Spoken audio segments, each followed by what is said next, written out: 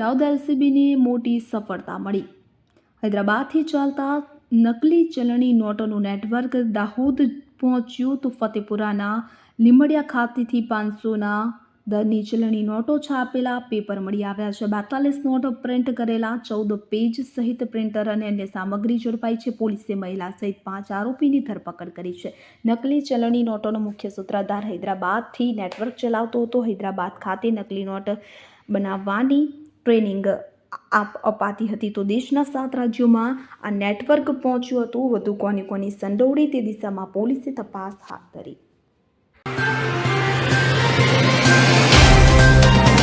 तो WhatsApp, Twitter, Facebook, Insta जहाँ भी आपका अकाउंट है, इसे शेयर बटन के द्वारा वहाँ पर शेयर करें।